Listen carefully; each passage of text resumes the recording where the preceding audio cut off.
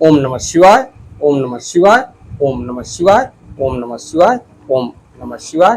आपको फिर पुनः ले चलते हैं भोलेनाथ के श्री शिव महापुराण की कथा रुद्र संहिता के सती खंड अथ तृतीय अध्याय, तीसरे अध्याय में, जिसमें आपको मिलेगा कामदेव को विविध नामों एवं वरों की प्राप्ति और काम के प्रभाव से ब्रह्मा तथा ऋषि गणों का मुग्ध होना, धर्म द्वारा स्तुति करने पर भगवान शिव का प्राकट्य और ब्रह्मा तथा ऋषियों को समझाना, ब्रह्मा तथा ऋषियों से अग्नि आदि पितृगणों की उत्पत्ति, ब्रह्मा द्वारा काम को शाप की प्राप्ति तथा निवारण का उपाय।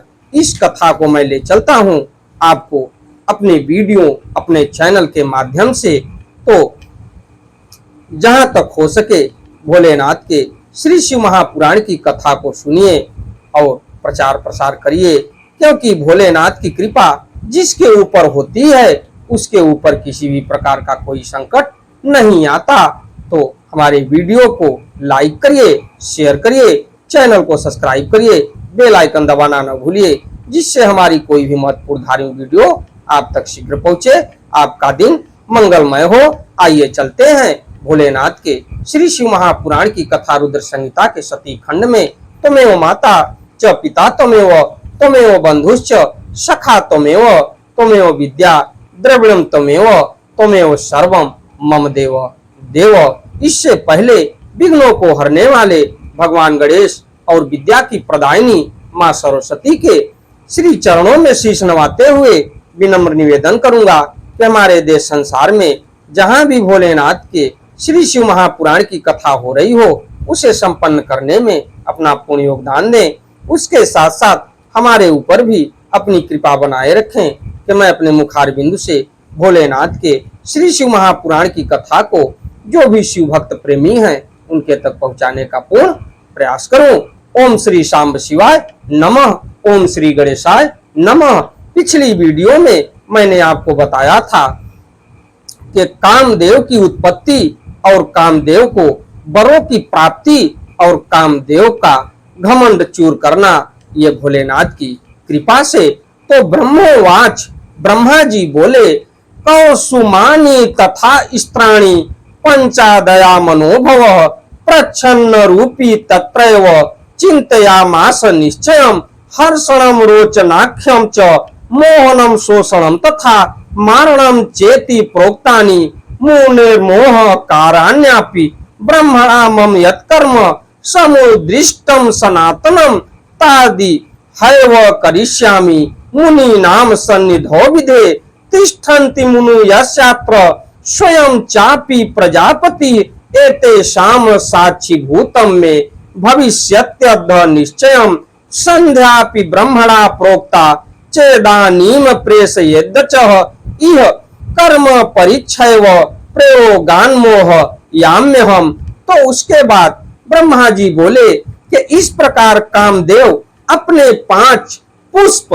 आयुधों को लेकर वहीं पर गुप्त रूप से स्थित होकर विचार करने लगा। तो उसमें 5 इनके क्या क्या अस्त्र शस्त्र हैं, इसके लिए हम जानते हैं।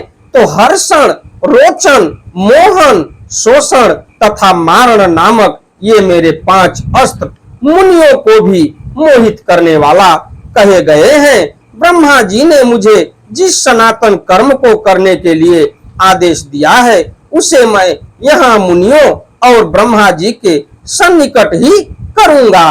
तो ये कामदेव का अहंकार था और ये परीक्षा लेने लगे कि जितना हमको अस्त्र शस्त्र या मोह रूपी विद्या मिली है, उसको हम इसी ऋषि गणों पर ही प्रयोग करके देखूं कि ये सत्य है या नहीं है। तो उसके लिए ब्रह्मा जी ने उसको सत्य होता देखेंगे और उसको समझेंगे। तो यहाँ बहुत से मुनिगण तथा स्वयं प्रजापति ब्रह्मा जी भी उपस्थित हैं।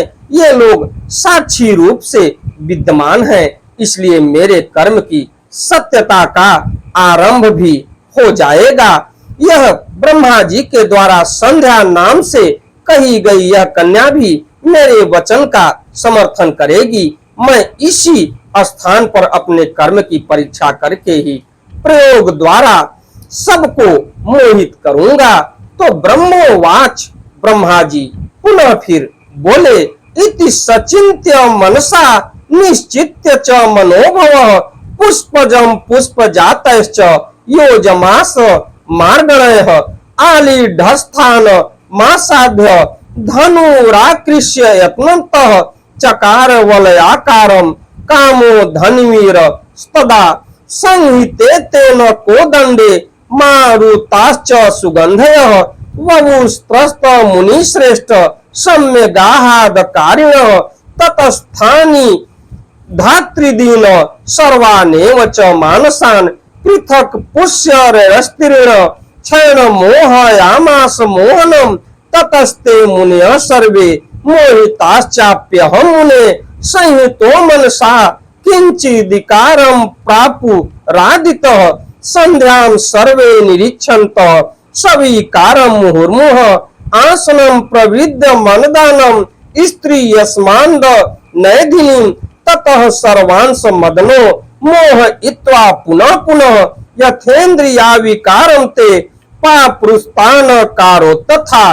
तो उसके बाद ब्रह्मा जी बोले, इस प्रकार विचार करने के अंतर मन में निश्चय करके वह अपने पुष्प के धनुष पर पुष्प के बाणों को चढ़ाने लगा।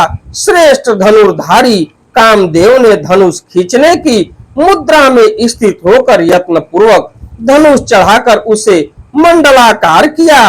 और हे मुनि श्रेष्ठ, जब इस प्रकार के धनुष पर कामदेव ने अपना बाण चढ़ाया तो उसी समय मन को आह्लादित करने वाली सुगंधित वायु बहने लगी। ये कामदेव जब अपने धनुष पर बाण चढ़ाए तो बाण चढ़ाने के दौरान ही आह्लादित करने वाली सुगंधित वायु बहने लगी। उस समय कामदेव ने तीक्ष्ण पुष्प बाण से मुझ ब्रह्मा को तथा सभी मानस पुत्रों को मोहित कर लिया। हे मुने, तत्पश्चात सभी मुनिगण और मैं भी मोहित हो गया। सभी के मन में काम विकार उत्पन्न ही हो गया। विकार से युक्त होने के कारण सभी लोग संध्या की ओर बार बार देखने लगे। जो कन्या थी जो प्रकट हुई थी और उसी के तरफ बार बार लोग मोहित करने के बाद देखने लगे और सभी के मन में काम का उद्रेक हो गया, क्योंकि स्त्री काम को बढ़ाने वाली होती है। उस कामदेव ने सभी को बार बार मोहित करके जिस किसी भी तरह से वे काम विकार को प्राप्त हो वैसा उन सबको कर दिया। उस स्त्री को देखकर जब मैं ब्रह्मा उन्मत्त इंद्रियों वाला हो गया, उस समय मेरे शरीर से 49 भाव उत्पन्न हो गए। काम बाण के प्रहार से उन सभी के द्वारा देखी जाती हुई वह संध्या भी अपने कटाक्षों के आवरण से अनेक प्रकार के भाव प्रकट करने लगी। स्वभाव से सुंदरी वह संध्या मन से उत्पन्न उन भावों को प्रकट करती हुई छोटी छोटी लहरों से युक्त गंगा की तरह शोभित होने लगी। तो हे मुने, इस प्रकार के भावों से युक्त संध्या को देखकर काम से परिपूर्ण शरीर वाला मैं ब्रह्मा उसकी अभिलाषा करने लगा। आने वाले समय में मैं आपको अगली कथा में ले चलूंगा। हमारी वीडियो, हमारी कथा आपको अच्छी लगे तो वीडियो को लाइक करिए, शेयर करिए, चैनल को सब्सक्राइब करिए, बेल आइकन दबाना न भूलिए, जिससे हमारी कोई भी महत्वपूर्ण धार्मिक वीडियो आप तक शीघ्र पहुंचे।